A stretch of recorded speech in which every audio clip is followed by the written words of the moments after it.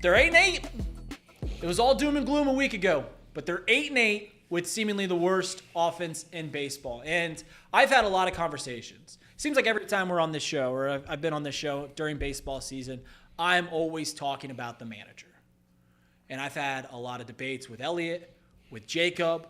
I've had off-camera debates, text or calls or in person, whatever it is, with Nick Kirby, other people at Chatterbox. And when I would always complain about David Bell, who had been the manager for 6 years with no success, well, I guess not good enough success to what I thought to keep him around, I was told that managers do not matter. Yeah, you play a baseball game, they matter so little. They matter so little. And I just would always go, all right, if the managers don't matter, then why can't we get rid of him anyways? Why can't we get rid of him and bring someone else in? And then we bring in a surefire Hall of Famer. And I'm saying we when talking about the Cincinnati Reds. This is where I'm at right now.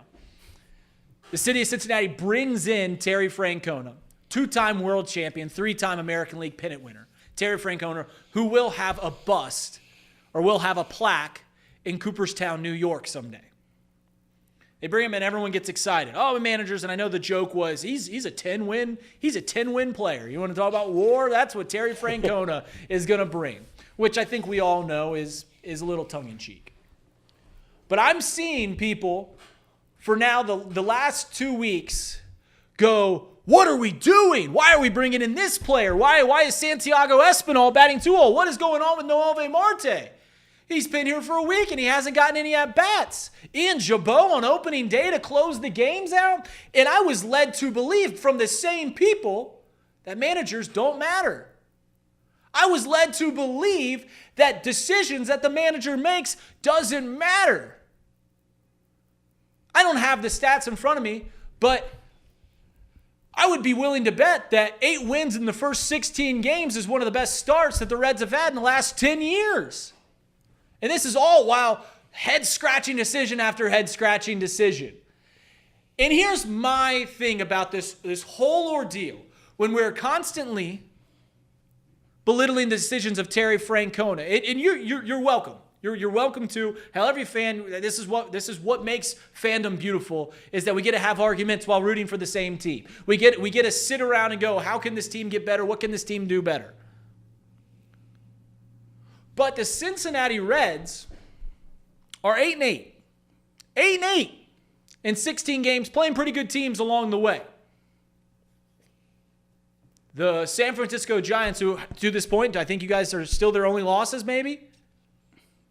You swept a division rival that you have played poor against for the last 3 years. And I just don't understand why Terry Francona doesn't get the benefit of the doubt from the fans, but Nick Krall and David Bell do. What the heck has Nick Krall done? What the heck did David Bell do? But we're contorting ourselves for the last 6 years. We are contorting as a fan base to make sense of every decision that was made. This is why this player played in this scenario. This is why Nick Krall went out and traded for this guy or signed this guy. This is why it makes sense. And I get where it comes from. It's analytics. It's something that you are familiar with. But when someone comes in and does something completely different, it's uncomfortable to you. And you don't like it. But here's the point. Why doesn't Terry Francona not get the benefit of the doubt that Nick Krall and David Bell do? Terry Francona's only won his entire career. And yeah, you can say that he did it with the Boston Red Sox. But should I remind you what the Boston Red Sox were before Terry Francona got there? They hadn't won a World Series since 1917. And they won one in 2004. And they won again in 2007. And then he goes to another perennial loser. The Cleveland Indians, now the Cleveland Guardians. And what did he do there? Won American League pennants. Terry Francona is also responsible for breaking the 2 longest curses in North American sports, the 2 longest title droughts. One just happened to be for the other team. But regardless, so I just don't understand why he comes here and we are now led to believe that all these decisions are wrong, So let me lay this out because I'm kind of losing track of what I'm trying to say here. I was told preseason that managers don't matter or they matter very, very little. And here we are 1/10 of the way into the season, and every single night we are fired up about some decision that the manager makes. I was told they don't matter, so why are you getting so worked up? And then the decisions have led the team to a 500 record, which I think in 2019 they were 3-22. Last year they were 9-7. Last year they were 9-7. I knew that. I looked this up last year. They were 9-7 before a terrible May. Yeah. Before a terrible May. But other than that, what have they shown? And I don't count 2020, unless you won the championship or the National League Central. But I just don't understand. And help me understand if you're here. I know it's different. I know it's an old school way of baseball. But there's a reason that old school and new school feel vindicated in their decisions. New school, analytics-based, it's winning for a lot of teams. And you get math to back up your decisions. But hasn't Terry Francona at least deserved a little bit of the benefit of the doubt? Right? Like, we're 1/10 into the season and we're questioning every decision he makes. We're on Twitter up in arms about every single little thing. And it's coming from the same people that told you that managers don't matter. So I'm just at a loss here. I don't know what your guys' opinions on that is. I think the weirdest point to me that the whole season has been, I guess, kind of what you're saying, is where it's like you can't criticize Terry Francona because he's had success elsewhere. We talked about it this whole last NFL head coaching cycle. It's like, do you want the Bill Belichicks? Do you want the Mike Vrabels? Do you want that old guard of coaching to come in when we have so much new analytics and everything like that along with this team? I don't know. There's certainly an argument for both sides, and you can say what you want about an 8-8 record and having us in contention. We talked about it on Friday. We both think David Bell has this team with a better record right now than 8-8. So I think it's tough to say you can't criticize Terry Francona because he's 500 through this start. We used to lost 3 straight 1-0 games. David Bell never did that in 5-6 years of being this team's manager. So yeah, I mean there's going to be ebbs and flows with this season, and I'm gonna try my hardest not to credit any of those highs or any of those lows to Terry Francona alone. My whole thing with David Bell was I didn't want to blame him for last year. I didn't want to blame him for not having a starting pitcher for the last month of the season. I didn't want to blame him for the lineup, not having the guys that we thought we would have, not having Noelvi Marte due to steroids, magic steroids. There were so many things that went wrong for David Bell last year, and then they went wrong the year before, and they went wrong the year before. We really haven't had a healthy team in 10 years. I don't remember the last healthy team we had in September because we haven't had it. So that's why I was never going to kill David Bell. Now, to that point, David Bell didn't win a whole lot. He didn't do his job. When you look at David Bell, you see the winning percentage. That's the only stat that matters when it comes to a manager, and his stats stunk. It's a bad stat when you have a losing record. He had 3 different teams. Teams. They tried it 3 different ways. That 29, and maybe you can say it was half-baked every time because that's just kind of where the Reds are as a franchise.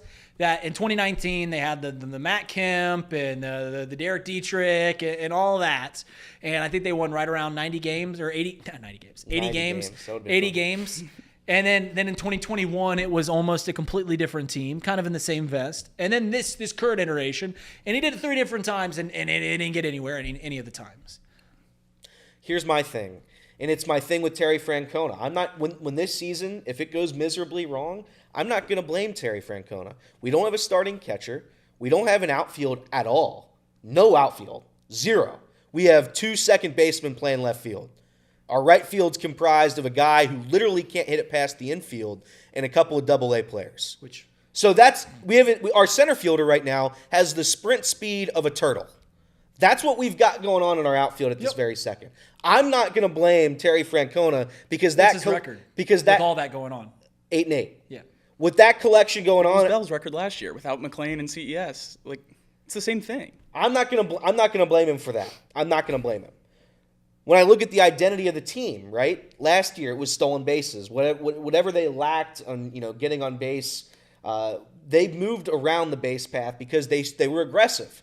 They stole bases. That's how they operated. That was the only way they were scoring runs. If they didn't do that, they don't score runs. Well, this year they stopped stealing bases. What happened? They stopped scoring runs. They have 2 games where they scored like 10-plus runs. Outside of those 2 games, the offense has been miserable. It's been miserable. Again, I'm not blaming all of that on Terry Francona. Terry Francona came in. He's an old school baseball guy. We all know it. But there has been several objective decisions this year that David Bell would have done differently because of analytics and whatever you think of it. And that would have had the Reds at a better record right now than what they sit. Saying that, he's got us at 8-8. You sweep the Pirates for the first time in 4 years. You beat the Giants on the road. He has good things that's happened too. My whole point is, if the outfield is terrible and the lineup hits below 200, and you don't have any healthy players in terms of catcher, outfield, infield, doesn't matter. I'm not going to sit here and look at the manager as the guy that I'm going to have a discussion about. I'm going to look at Nick Krall. I'm going to look at the players in the field. And if Elly De La Cruz has a 280 OBP, if Jeimer Candelario is hitting a $125, that's who I'm looking at. I'm not looking at Terry Francona. And that when I say managers don't matter, managers of course matter when you have a competent roster. My issue is you can't bring Jesus in here and have him save a roster that wasn't meant to be saved. The outfield's not good. There's so many not good positions on this lineup. You know, the pitching staff was good last year. It's good this year. The lineup was bad last year. It's bad this year. That's all I have to say. And could David Bell make this team a perennial contender? No. Neither can Terry Francona. I think Terry Francona is a good manager, but he still needs help. You still have to give that guy a little bit of help. That's all I'm saying. Yeah, no, there's no way around the fact that the Reds are always going to, if they are going to win, it's going to happen on the margins. That's just point blank. You're going to need players to be healthy, which seemingly doesn't happen anywhere, not just in Cincinnati. You're playing 162 games. You're playing for 6 months. You're going to lose key players. And if you don't, congratulations, you should have a good season, right? If you don't lose key players like everyone does, that is an anomaly in which you should take advantage of. And you're always going to need players to kind of play above their projections. Exceeding projections is always going to be the key for the Cincinnati Reds because the depth isn't there. They're not the Dodgers. They don't have Michael Conforto coming off the bench for $18 million a year. In fact, their highest paid position player is Jeimer Candelario, and right now he quite simply stinks. Doesn't have a good glove, isn't hitting well. What's he good for? We'll find out.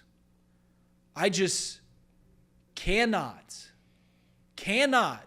understand why there are people, Cincinnati Reds fans, that contort themselves, bend their back over, get their legs in different directions to make sense of what the Cincinnati Reds are doing, make sense of what the Cincinnati Reds are, and then simultaneously, and a reminder, they're doing that with a perennial loser with David Bell and Nick Krall. They haven't done anything. They haven't won. And you can say that they're good. And you know what? I'll even believe that. I'll even believe that maybe Nick Krall is doing the best with what he can. Maybe he is one of the better executives in Major League Baseball. But to me, they haven't earned anything because they haven't won anything. But we're going to belittle and berate the decisions of a guy that has 2 rings, 3 American League pennants in his time as a Major League manager. A guy that will be in Cooperstown someday. Now, saying that, you do have an issue with Elly batting third. I do. No, there's no doubt about it. There's absolutely no doubt that I lose my mind every day that I see Elly De La Cruz batting third. I really do. I don't understand it. And the reason I don't understand it is because I understand that the optimal way, and while analytics kind of point that lineup construction is in the same jest of managers and stuff like that, like you can't generate more runs. It just seems silly to me that you look at the Cincinnati Reds roster and you go, all right, who gets the most at-bats on this roster? Give me TJ Friedl and Santiago Espinal. It seems a little silly to me. But he's won more games than I'll ever even dream of winning and at the Major League Baseball level. And that's where I'm just saying, like, hey, let's there's 16 games into this. If we're going to give other people the benefit of the doubt, maybe give the manager that's won 2 World Series and 3 American League pennants benefit of the doubt.